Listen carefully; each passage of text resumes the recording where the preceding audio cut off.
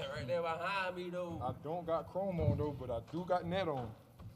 I mean, all right. Damn, I played bad again. Stop. You can't farm that one. Okay, we'll get started with Auburn. Coach Pearl, if you give us a couple of opening thoughts, and then we'll go to some questions. Well, I guess the first thought is there are 4 teams in the country that are left, and Auburn is one of them.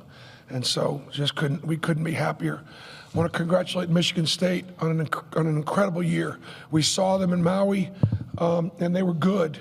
But I don't know that when we saw them in Maui that you'd look at that team and say, hey, they're going to go 17-3 in the Big Ten. And they did. The Big Ten was good. And I thought Tom and I talked before the games. Our teams kind of mirrored each other in many ways. The way we defended, how hard we play, the way we try to, dominate the backboard, so on and so forth. But I felt going in that we were better. I felt like I had better players, and I felt like we, and that's not a criticism at all. I told our guys right now, we haven't beaten a team yet that I thought was better than us. And that's why we're the overall #1 seed. And now we're going to the Final Four where there are 4 1 seeds. And I think the 4 teams that are advanced, I think they're the 4 best teams in the country. That doesn't obviously always happen. So Johni Broome stepped up again.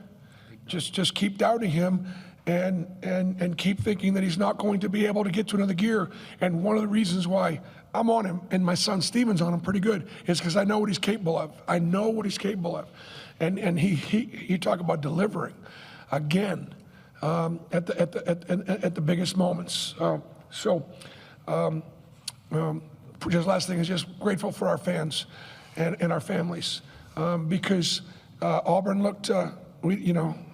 We are a football school. We are. Don't ever forget that. We're a football school. We are. But we are also an everything school. Okay, we're an everything school, and our fans represented really well here in Atlanta. Okay, questions for student athletes only at this point. We'll go back row on the right on the aisle. Emmanuel Galley, the Crush Sports Talks. Johnny, talk to us about it. You come out of the locker room, Johni, my man, I'm sorry about that. Fans went crazy when you came out and you got that 3-pointer. How was that feeling for you to come back out in that half?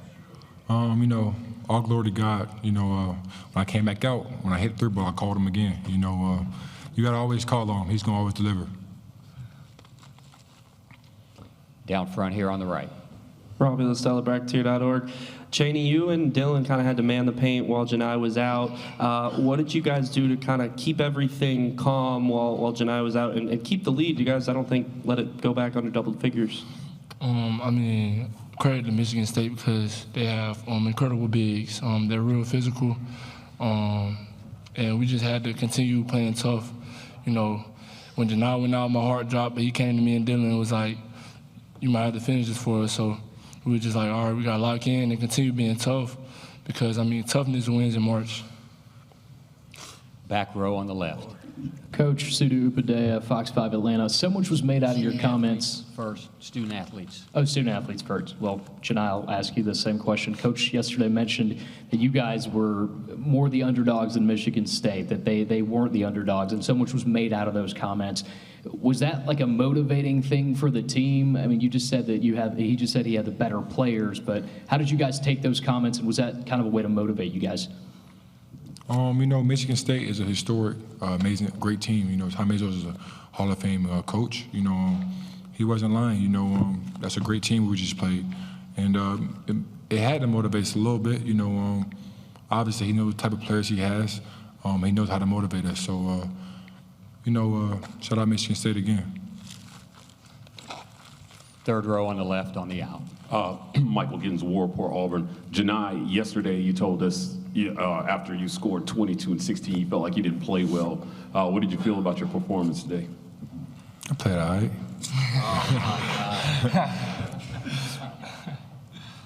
That's it? We won, so I'm happy we still dancing, man. All glory to God again for, allowing me to be healthy. Third row on the right. Mike Griffith from the Atlanta Journal-Constitution for Tahaad. How do you think playing in the SEC prepared you for what you've seen in the postseason so far? Obviously, the SEC this year was like a gauntlet, so every night we had to be prepared. You know, it wasn't no easy game, so I just feel like coming into March, especially a tournament like this, playing every team you probably will, we were prepared for it because we played against everybody. Far right on the fourth row. Johni, Pat Forty from Sports Illustrated. I'm wondering, what did you do when you went to the locker room? How were you checked out? And what was your level of concern when you were back there? I went to the locker room. You know, we have a great support staff. I checked my arm out. You know, Doc said, you know, nothing's wrong, you're good. You know, nothing serious. So at that moment, you know, I just want to help my teammates. And if that's coming back out and playing and, you know, hitting one shot and, you know, grabbing the rebound, man, I was going to do it. If that was just, you know, sitting on the sideline supporting, I was going to do it. So I came back out and, you know, Dylan needed a break, so I went in for a couple minutes just to help us win. Two questions here on the left, fourth row. Hi, good evening. William Bazone for WGXN News. This is a question for Tahaad. Talk about that three that you hit in the second half with about 11 minutes to go on that little swing play, and the crowd went crazy. Just what was going through your head in that moment? Definitely happy to see one go in, but just hearing the crowd and the energy, you know, go up after that shot, I feel like that just changed the momentum of the game and just helped us keep the lead that we needed. First row on the far left. Johni, Bill Troche, Sporting News. Can you describe the feeling when you were standing on top of the ladder? Man, you know, words can't even describe it. You know, the fact that this team, you know, who's been working so hard from the time we got here to, you know, even the first time I talked to Coach, you know, this was a part of our plans, a part of our goals, you know, and still on top of the ladder in front of, you know, all the Auburn fans still being there, traveling, and, you know, witnessing it as well, and, you know, looking down and seeing my teammates, you know, the whole Auburn family, it just means the world to me to kind of be able to deliver for, you know, Auburn family. Back row on the far right. Jerry Humphrey III, AL.com. This question's for all the players. Florida gave you guys your first conference loss this season. How motivated are you guys for that rematch in the Final Four? Chaney, why don't you take that one? I mean, Florida has a great team. And yeah, they was good enough to beat us at home. So, I mean, we just got to go game by game. I mean, it's another team in a way of us getting to the national championship. So, we just got to continue putting our head down, continue staying humble, continue staying hungry. Just go out there and play with great effort and great energy. One more for the student athletes on the third row on the left here. Michael Gittins, War Report, Auburn. Chaney, your coach has described you as the hardest working guy on this team. In fact, there's a machine in the weight room. I think you own every record in it. Can you reflect on your work to this point and what it feels like to see all that hard work pay off? It's the machine with that you lift. It's like the robotic machine. One in the back corner. No. Well, fact check, Dylan did break my record. No. So he number one and I'm number two and I think I'm number three. So yeah, 4 and 5. I'm like 8 and it's like Dylan, Chaney.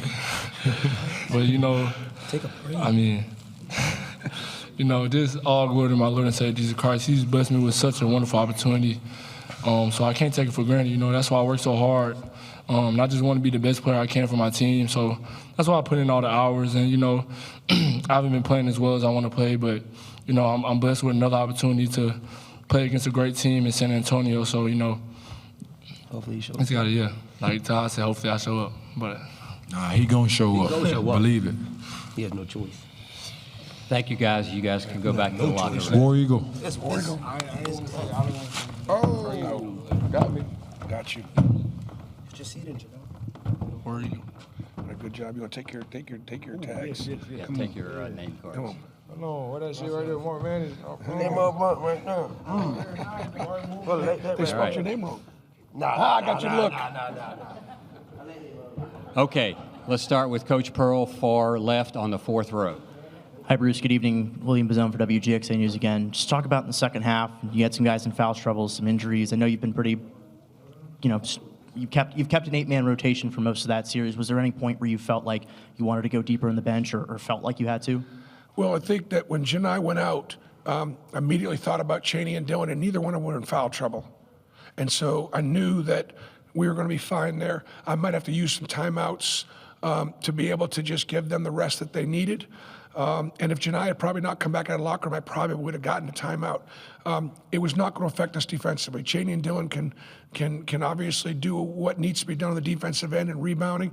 And my guess is when Johni was out, we hung in there because we probably made it difficult for Michigan State to score.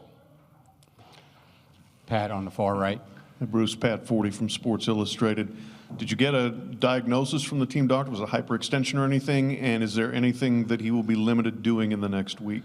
Yeah, Pat, I didn't get any diagnosis. When Johni came out of the locker room, I hadn't talked to the doctor, but I just asked him, are you good to go? He said, I am. I said, well, get your ass in there. And so Dylan was ready to come out. Dylan was kind of calling the bench. And if Johni had not come out, I probably would have just, called a timeout. I think we won't really know until tomorrow and see what that was. Whether it's a slight hyperextension or whatever it was. Obviously, the doctors were able to examine it and determine that there was no damage. I bet you it'll be pretty sore tomorrow, though. Front row right here on the right. Hey, Bruce, Robbie Listella, Bracketeer.org.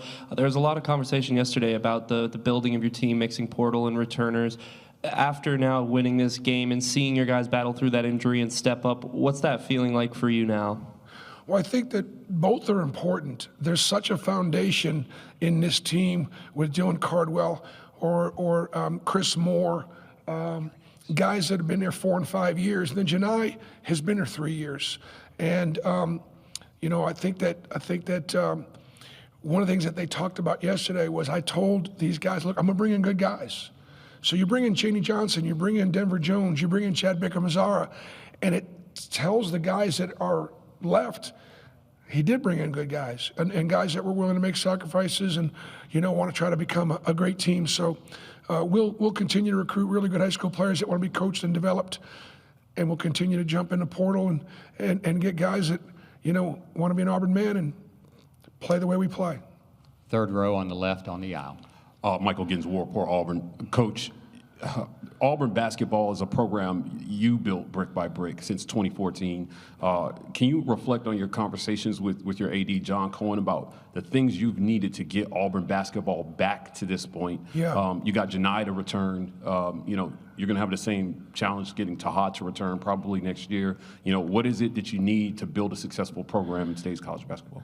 Well, I think if you look at my staff, you'll notice that guys have been with me for a long time. Stephen Pearl's been with me his whole life, okay? And, Stephen has been on our staff for 11 years in lots of different ways. He could have left several times for head coaching positions, but he wanted to continue to help his father, and he stayed loyal to Auburn. And, together we make a great team. Chad Pruitt's been with me since we got the job, right? Mike Burgermaster came as a graduate assistant coach after being a manager at Miami, and I was able to demonstrate. He was able to demonstrate to me his knowledge and his feel for the offensive end, and so we elevated Mike. Got a chance to actually be an assistant coach last year. I think Mike's been with me 7 years. Ian Border's been with me 6, 7, or 8 years. Maddox Jeffries started as a manager. He's now my director of basketball operations. Probably been with me 8 or 9 years. So you don't see that continuity in staffs. Ira Bowman, came from Penn, and guy from Jersey probably come out to Auburn for a few years, get a couple of good players. He hasn't left. Stayed here, raised his family here. So Auburn is a special place. It is a it's a special place. I've liked every place I've lived. Okay, I've never liked any place more than I've liked Auburn, so that's how the program is where it's at because of this staff. I did not do it. And then the support that I get from John Cohen, John has built the finest athletic staff since I've been there, okay? Now, Jay Jacobs hired me, and without Jay Jacobs, I would not be at Auburn, and Jay's one of my dear, dear friends. John has put together our marketing guys are incredible. Our business guys are incredible. The academic integrity, and John Cohen was a great baseball coach who understands what it takes. And, with his leadership, and I think the other thing too is the trust that Dr. Roberts has in John Cohen. John Cohen runs our athletic program, period. And Dr. Roberts is our president, and he just is smart enough to let the experts do what they do. And John has been great support to me and great advice and great counsel, and we've absolutely done this together. Let's take these two, and then we'll be done.